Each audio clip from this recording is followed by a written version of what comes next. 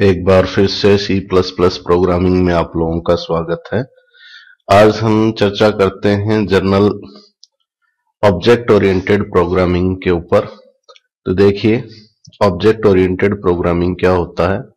Object oriented programming is an approach to program organization and development that attempt to eliminate some of pitfall of conventional programming method by incorporating the best of structured programming features with several powerful new concept। अर्थात object oriented programming है वो पुरानी जो procedural programming थी उसको improve करके एक नई मेथडोलॉजी तैयार की है, जिसकी अपन 1 बाय 1 करके इसकी कैरेक्टरिस्टिक्स देखते हैं। तो इसमें देखिए characteristics of object oriented programming. तो ऑब्जेक्ट ओरिएंटेड प्रोग्रामिंग की क्या विशेषताएं हैं ये देखिए। सबसे पहली विशेषता है कि ये डेटा के ऊपर ज्यादा एम्फेसिस करती है बजाय प्रोसीजर के। प्रोसीजर जो फंक्शन हम करते हैं उसको प्रोसीजर के नाम से जानते हैं। दूसरा है कि ये सॉफ्टवेयर कंपोनेंट है वो इस तरह से बनाती है कि बाद में उसको एक्सटेंड किया जा सके। फिर उसके बाद इसमें जो मॉडलिंग होती है वो रियल वर्ड्स के बिल्कुल क्लोज होती है। ऐसा नहीं कि केवल प्रोसीजर ही प्रोसीजर के ऊपर सोचा जाए। तो ये ऑब्जेक्ट को लेके किसी भी प्रॉब्लम को ये सोचती है। फिर उसके बाद प्रोग्राम्स हैं वो छोटे छोटे ऑब्जेक्ट्स के रूप में डिवाइड किया जाता है और डेटा को इस तरह से रखा जाता है कि आउटसाइड ऑफ वर्ड यानी क्लास के बाहर उसको एक्सेस नहीं किया जा सकता। That data is hidden and can not be accessed by external function. तो जो भी बाहर का वातावरण है, क्लास से बाहर का वातावरण, उसमें मेंबर फंक्शन के अलावा डेटा हमारा एक्सेस नहीं किया जा सकता। ठीक है। इसके अंदर बॉटम अप अप्रोच का प्रयोग किया जाता है। सॉफ्टवेयर डिजाइन के अंदर टॉप टू बॉटम इसमें यूज नहीं किया जाता। फिर इसमें जो ऑब्जेक्ट्स है वो आपस में कम्युनिकेट करते हैं। जैसे रियल वर्ल्ड एंटिटी में दो ऑब्जेक्ट्स आपस में कम्युनिकेट करते हैं। फिर डेटा का जो स्ट्रक्चर है वो भी ऑब्जेक्ट्स के रूप में डिजाइन किया जाता है और इसमें नए डेटा और फंक्शन आसानी से ऐड किए जा सकते हैं। तो ये आपकी ऑब्जेक्ट ओरिएंटेड प्रोग्रामिंग की कुछ विशेषताएं थी। अब आगे हम चलते हैं कि ऑब्जेक्ट ओरिएंटेड कॉन्सेप्ट के अंदर क्या क्या नई कॉन्सेप्ट इन्होंने जोड़ी है जो पहले प्रोसीजरल प्रोग्रामिंग में नहीं होती थी। सबसे पहले है इसमें ऑब्जेक्ट, फिर class, data capsulation, data abstraction, inheritance, polymorphism, dynamic binding और मैसेज पासिंग। ये जो कॉन्सेप्ट की डेफिनेशन है, थ्योरेटिकल पोर्शन है, ये आप लोगों का सीबीएसई के क्लास 11th में है, यानी कंप्यूटर साइंस हम सिलेबस डिस्कस कर रहे हैं यहाँ पर। तो इसमें इसका कॉन्सेप्चुअल पार्ट, इसका थ्योरेटिकल पार्ट है वो आप लोगों का क्लास 11 में है और इसका जो इम्प्लीमेंटेशन पार्ट है वो आएगा क्लास 12th के अंदर। ठीक है। तो इसमें ये जो मैंने स्लाइड बनाई है ये केवल आप लोगों का क्लास 11 का सिलेबस कवर करेगा और ये जितने भी आप देख रहे हो ऑब्जेक्ट, क्लास, इनको लेकर अलग अलग स्लाइड्स बनाई है इम्प्लीमेंटेशन पार्ट को लेके। वो आप आगे आने वाले वीडियोस में देखेंगे, वो आपका क्लास 12 का कवर करेगा। ठीक है। तो चलिए अब एक एक इस ऑब्जेक्ट की डेफिनेशंस को हम देखते हैं क्या है। तो सबसे पहले ऑब्जेक्ट एंड क्लास है। तो ऑब्जेक्ट क्या होता है? आप जानते हो कि everything in this real world is an object. An object is an entity that has state, behaviour and identity. Objects are used to model real world entities that can be found in everyday life. For example, car, bus, door, windows, student, book, school. देखो कोई भी चाहे logical entity हो चाहे physical entity हो वो आप लोगों की ऑब्जेक्ट्स होती है और प्रत्येक ऑब्जेक्ट का एक बिहेवियर होता है। जैसे मान लो अगर कार की बात लें तो उसके अंदर आप लोगों का ब्रेक है, एक्सीलरेशन है, तो ये आप लोगों का बिहेवियर है, ठीक है। इसी तरह से विंडोज की बात करें तो ओपन है, क्लोज है, तो इसका ये बिहेवियर आ जाता है, ठीक है। फिर इसमें क्लास क्या होती है? क्लास बेसिकली क्या होता है कि ऑब्जेक्ट का ब्लूप्रिंट होता है। जब हम ऑब्जेक्ट डिफाइन करते हैं तो उससे पहले उसकी क्लास डिफाइन करते हैं, ठीक है। A class is a group of object with same attribute and common behaviour. It is a blueprint of an object, ठीक है। तो जैसे मान लो एक स्टूडेंट की कॉमन कैरेक्टरिस्टिक्स जैसे रोल नंबर हो गया, नेम हो गया, क्लास हो गया, सिटी हो गया, सब्जेक्ट्स हो गए, ये एक ब्लूप्रिंट के रूप में हम डिजाइन करते हैं। और फिर इसके ऊपर जैसे अमन, स्टूडेंट टाइप एक ऑब्जेक्ट, अनीस एक स्टूडेंट टाइप ऑब्जेक्ट, उमेद एक स्टूडेंट टाइप एक ऑब्जेक्ट, ठीक है। तो ये एक ब्लूप्रिंट के ऊपर ऑब्जेक्ट डिजाइन किया जो सारी की सारी कैरेक्टरिस्टिक्स लिए हुए हैं, ठीक है। तो ये जब हम आप लोगों को प्रैक्टिकल क्लास 12 के अंदर सिखाएंगे कि किस तरह से ऑब्जेक्ट डिजाइन किया जाता है, किस तरह से क्लास डिजाइन किया जाता है। चलिए आगे बढ़ते हैं। अब ऑब्जेक्ट और क्लास में डिफरेंस क्या है, ये एक नजर देख लीजिए। Class a collection of similar type of object is called class, जैसा कि अभी बताया है। Data and function that operate on a data are paired together to form an object। यानी जो क्लास के अंदर डिफाइन किया है हमने, उसी के ऊपर हम एक ऑब्जेक्ट बनाते हैं जो रियल के अंदर जो बिहेवियर है, जो फंक्शन है, उसी के ऊपर काम करते हैं, डेटा के ऊपर। फिर दूसरा है class is just a logical entity. Class केवल लॉजिकल डिस्क्रिप्शन होता है ऑब्जेक्ट का, और ऑब्जेक्ट है वो क्लास के ऊपर बना हुआ इंस्टेंस, एक रियल वर्ल्ड एंटिटी है। फिर इधर class does not consume memory space. जब कंप्यूटर में क्लास को डिक्लेयर करते हैं C++ प्रोग्रामिंग में या किसी और प्रोग्रामिंग लैंग्वेज में, तो वो मेमोरी ऑक्युपाई नहीं करती। मेमोरी ऑक्युपाई कब होती है? जब क्लास के ऊपर ऑब्जेक्ट बनाया जाता है तो वो मेमोरी ऑक्युपाई करता है। Object occupy some space in memory. फिर class is a set of objects that share common attributes and behavior। attributes यानी वही characteristics, जैसे स्टूडेंट है उसका एट्रीब्यूट रोल नंबर है, नेम है, क्लास है, ये उसके एट्रीब्यूट है। बिहेवियर यानी जो भी वो स्टूडेंट परफॉर्म करेगा उसके फंक्शंस हैं, वो बिहेवियर है, ठीक है। तो ये क्लास है। Object is an instance of class. फिर क्लासेस का आप एग्जांपल देखेंगे, जैसे स्टूडेंट है, फर्नीचर है, car, that is example of classes. और ऑब्जेक्ट का एग्जांपल जो क्लास के ऊपर ऑब्जेक्ट बनाओगे, जैसे स्टूडेंट के ऊपर आपने अमन बना दिया, अमन एक नाम है स्टूडेंट का, ठीक है। फर्नीचर के ऊपर जैसे चेयर, टेबल, ये इसके फर्नीचर के ऑब्जेक्ट हो गए। कार है जैसे मारुति कैट 10, हाई हुंडई i20 एटसेट्रा, ये कार के ऑब्जेक्ट है जिसके अपनी अपनी कैरेक्टरिस्टिक्स है। चलिए आगे बढ़ते हैं। Data encapsulation. डेटा इनकैप्सुलेशन का मतलब है कि डेटा और फंक्शंस को एक ही यूनिट के अंदर बांधना, that is data encapsulation. Class और ऑब्जेक्ट के जरिए C++ के अंदर हम ये काम करते हैं। फिर उसके बाद देखिए डेटा हाइडिंग। तो वही क्लास और ऑब्जेक्ट के कॉन्सेप्ट के आधार पे हम डेटा को हाइड करते हैं फ्रॉम आउटसाइड ऑफ वर्ड, ठीक है। तो डेटा है वो आउटसाइड वर्ड के अंदर एक्सेस नहीं किया जा सकता।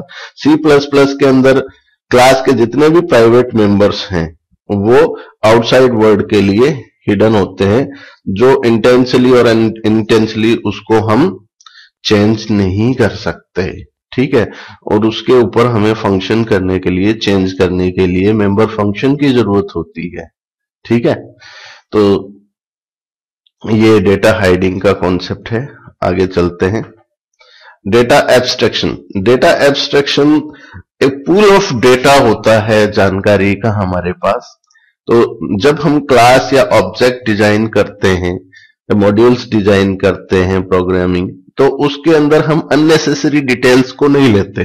जो केवल काम आने वाली डिटेल है, जो एसेंशियल डिटेल्स हैं, वही हम एब्स्ट्रैक्शन के माध्यम से फिल्टर करके यूज करते हैं। Data abstraction is a process that involve identify the essential features without including the internal details. यानी जो खास खास चीजें हैं जो हमें प्रोग्रामिंग के लिए वास्तव में चाहिए, हम वही इस्तेमाल करते हैं, बाकी चीजें हम इस्तेमाल नहीं करते। फिर उसके बाद आता है इनहेरिटेंस। ये ऑब्जेक्ट ओरिएंटेड प्रोग्रामिंग का बहुत ही पावरफुल टूल है इनहेरिटेंस। तो इनहेरिटेंस क्या है कि हमारे पास जो क्लासेस ऑलरेडी अवेलेबल हैं उसी को यूज करते हुए थोड़ा सा मॉडिफिकेशन के साथ या विदाउट एनी मॉडिफिकेशन के हम नई क्लासेस बनाते हैं, दैट इज इनहेरिटेंस। ठीक है, इनहेरिटेंस के अंदर हम एग्जिस्टिंग क्लास को लेके नई क्लास बनाते हैं। जो आप लोगों की मेन क्लास होती है, जो एग्जिस्टिंग क्लास होती है, उसको हम सुपर क्लास कहते हैं या पेरेंट क्लास कहते हैं या बेस क्लास कहते हैं। और जो मेन क्लास से क्लासेस हमारे पास नई डेराइव्ड हुई है, बेस क्लास की प्रॉपर्टीज इन्होंने इनहेरिट की है, जो नई क्लास बनी है उसके अंदर जो कॉमन फीचर है पुरानी क्लासेस के आए हैं। ठीक है, और उसके माध्यम से नई क्लास हमने बनाई है, उसमें नए फीचर्स जोड़े हैं, उसको हम सब क्लास या चाइल्ड क्लास या डेराइव्ड क्लास के नाम से जानते हैं। देखो, जो डेराइव्ड क्लास है उसके अंदर पेरेंट क्लास की सारी कैरेक्टरिस्टिक्स तो होगी, लेकिन साथ में उसमें नए फीचर भी ऐड किए जा सकते हैं। तो दिस इज इनहेरिटेंस। ये आप लोगों का काफी इंपॉर्टेंट कॉन्सेप्ट है इसके अंदर। फिर उसके बाद है पॉलीमॉर्फिज्म। ये भी एक वंडरफुल कॉन्सेप्ट है सी प्लस प्लस में ऑब्जेक्ट ओरिएंटेड प्रोग्रामिंग का। तो इसमें ये दो वर्ड से मिलके बना है, पॉली और मॉर्फस। ठीक है, तो पॉली का मतलब मैनी और मॉर्फस का मतलब है फॉर्म्स। तो वह आप लोगों का बिहेवियर जो एक से ज्यादा फॉर्म रखता हो, ये आमतौर पे सी प्लस प्लस में हम ऑपरेटर ओवरलोडिंग और फंक्शन ओवरलोडिंग में यूज करते हैं। तो जब हम, जैसे मान लो हमें दो नंबर्स का सम करना है, वो दो नंबर है, सम एक हमारा एक फंक्शन है, तो वो दो नंबर इंटीजर भी हो सकते हैं, वो दो नंबर फ्लोट भी हो सकते हैं, एक इंटीजर एक फ्लोट हो सकता है। तो ये जब हम इन फंक्शन को कॉल करें तो कौन सा वर्जन होगा, ये डिपेंड करता है उसकी आर्गुमेंट्स के ऊपर, उसकी टाइप्स के ऊपर। फंक्शन का नाम सेम रहता है लेकिन आर्गुमेंट डिफरेंट होती है, यानी एक ही फंक्शन के हम more than one versions define करते हैं। और according to situation C plus plus या ऑब्जेक्ट ओरिएंटेड प्रोग्रामिंग लैंग्वेज उसको ऑटोमेटिकली कॉल करता है according to situation, that is polymorphism. एक फंक्शन है, एक मेथड है, उसके मोर देन वन फॉर्म है, और वो कंपाइलर के द्वारा ऑटोमेटिकली सिचुएशन के अकॉर्डिंग हैंडल किया जा सकता है, दैट इज पॉलीमॉर्फिज्म। तो ये क्लास 12 के सिलेबस के अंदर आप लोग ऑपरेटर ओवरलोडिंग के कॉन्सेप्ट पढ़ेंगे, जो पॉलीमॉर्फिज्म के अंदर ही आएगा आपका। इसके बाद है डायनेमिक बाइंडिंग। तो डायनेमिक बाइंडिंग क्या होता है? जब हम फंक्शन को कॉल करते हैं सी प्लस प्लस प्रोग्राम के अंदर, तो वो आप लोगों की जो कॉल है वो डायनेमिक बाइंडिंग, जो फंक्शन का कोड के साथ लिंकेज करता है, वो बाइंडिंग होता है। तो दो तरह की बाइंडिंग है, एक स्टैटिक बाइंडिंग और डायनेमिक बाइंडिंग। सबसे पहले स्टैटिक देखिए, the linking of function call to code of function to be executed in response the function call is made at compile time। जब कंपाइल हो रहा है उसी टाइम पे फंक्शन के साथ जो हम लिंकेज कर रहे हैं कोड का, ठीक है, आप लोगों को पता है सी प्लस प्लस के अंदर हम बाहर फंक्शन डिफाइन करते हैं और प्रोग्राम में उसको कॉल करते हैं, जब उसको कॉल किया जाता है तो वो एक लिंकेज बनता है फंक्शन कॉल का। तो वो फंक्शन कंपाइल टाइम पे बन रहा है linkage, that is static binding. और दूसरा है the linkage of function call to code of function to be executed in response to the function call is met at run time. जब हम उसको रन कर रहे हैं उस टाइम पे वो लिंकेज बन रहा है, ठीक है, उसको हम कहते हैं डायनेमिक बाइंडिंग। तो C++ के अंदर स्टैटिक और डायनेमिक दोनों तरह की बाइंडिंग इस्तेमाल होती है। आगे जाके आप लोग सीखोगे इनलाइन फंक्शन, तो उसमें हम इस मतलब कॉन्सेप्ट को आपको इंट्रोड्यूस करवाएंगे कि प्रैक्टिकली क्लास 12 के अंदर उसको हम किस तरह से इंप्लीमेंट करते हैं। अभी आप ये देखिए थियोरेटिकली कॉन्सेप्ट। इसके बाद अगला है मैसेज पासिंग। जब दो और या दो से अधिक ऑब्जेक्ट आपस में कम्युनिकेट करते हैं, ठीक है, तो इस कॉन्सेप्ट को हम मैसेज पासिंग के नाम से जानते हैं, ठीक है। जो मैसेज पासिंग है वो किसी एक ऑब्जेक्ट को कुछ वर्क करने के लिए रिक्वेस्ट दी जाती है और वो उस मैसेज को रिसीव करके उसके अकॉर्डिंग हमें डिजायर रिजल्ट देता है, उसको एक्शन प्रोवाइड करता है। तो ये सारा का सारा काम जो है वो मैसेज पासिंग के थ्रू ही होता है। और ऑब्जेक्ट ओरिएंटेड प्रोग्रामिंग में मैसेज पासिंग है ये बहुत इंपॉर्टेंट है। तो आगे जब हम ऑब्जेक्ट ओरिएंटेड प्रोग्रामिंग का प्रैक्टिकल करेंगे उसके अंदर आप देखोगे कि दो या दो से अधिक ऑब्जेक्ट्स आपस में किस तरह से कम्युनिकेट करते हैं, ठीक है। तो ये इसके आप लोगों ने देखे कुछ कॉन्सेप्ट थे। इसके एडवांटेजेस है कि ये डेटा को ज्यादा तरजीह देता है फंक्शन के बजाय, ये मॉड्यूलर एक क्लियर मॉड्यूलर स्ट्रक्चर देता है, जो डुप्लीकेट कोड है वो इनहेरिटेंस के माध्यम से कम किए जाते हैं, जो हम इनहेरिटेंस यूज करते हैं उसको फर्दर क्लास बनाने के लिए हम रीयूजेबिलिटी करते हैं। तो एक बार क्लास बन गई फिर उसी क्लास के अंदर हम क्वालिटी इंप्रूव करने के लिए नई क्लासेस बना देते हैं, सॉफ्टवेयर क्वालिटी उससे इंप्रूव होती है, नए क्लास और ऑब्जेक्ट आसानी से ऐड हो जाते हैं। फिर क्लासेस को यूज करते हुए हम कॉम्प्लेक्स डेटा टाइप भी इसमें डिजाइन कर सकते हैं और जो प्रोग्राम की कॉन्सेप्ट कॉम्प्लेक्सिटी है उसको छोटे छोटे टुकड़ों में बांट के हम उसको मतलब आसान बनाते हैं। प्रोग्रामिंग के अंदर जो बग्स आ जाती है, जो गलतियां होती है, उसको दूर करना आसान होता है। और एक रैपिड एप्लीकेशन डेवलपमेंट के रूप में ये बहुत ही कारगर सिद्ध होता है।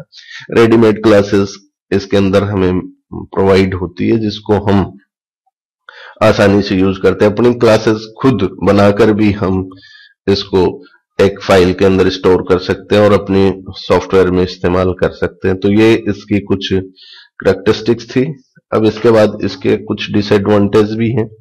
अब कोई भी चीज है जिसके एडवांटेज होंगे तो डिसएडवांटेज भी होंगे, तो ज्यादा डिसएडवांटेज नहीं है। पहला इसका ये है कि जब आपका कॉम्प्लेक्स ऑब्जेक्ट आप लोग बनाते हो तो जब उसको रन कराते हो तो समझ में नहीं आता कौन सा कहां पहुंच गया है।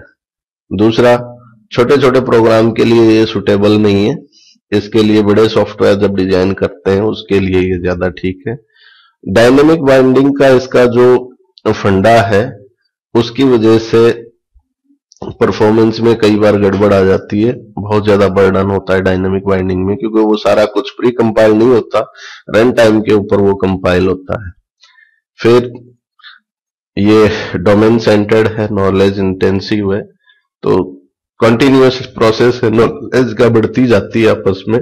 तो अगर आपका नॉलेज अपडेट नहीं है तो आप इसको पूरी तरह से यूज नहीं कर पाओगे। फिर इसके जो कमिटमेंट्स है, एक्सपीरियंस है कॉम्प्लेक्स ऑब्जेक्ट ओरिएंटेड एप्लीकेशन को डेवलप करने के, ये समझ पाने थोड़े से डिफिकल्ट है। ये छोटी सी इसकी डिसएडवांटेज है। तो हर चीज के अपने एडवांटेजेस और डिसएडवांटेजेस होते हैं, तो ऑब्जेक्ट ओरिएंटेड प्रोग्रामिंग कॉन्सेप्ट के भी अपने एडवांटेजेस डिसएडवांटेजेस हैं। आई होप कि ये आपको स्लाइड पसंद आई होगी। तो ये आप लोगों का एक चैप्टर है ऑब्जेक्ट ओरिएंटेड प्रोग्रामिंग कॉन्सेप्ट का क्लास 11 में। तो आई होप कि उसके लिए आप लोगों के लिए हेल्पफुल होगी। अगर आपके कोई फर्दर इसमें कोई क्वेरी हो, कोई सजेशंस हो, तो आप नीचे लिखे ईमेल एड्रेस के ऊपर कम्युनिकेट कर सकते हैं।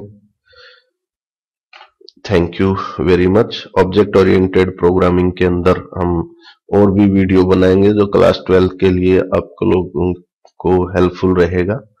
तो देखते रहिए हमारा यूट्यूब चैनल और इसको सब्सक्राइब कीजिए, शेयर कीजिए। Thanking you.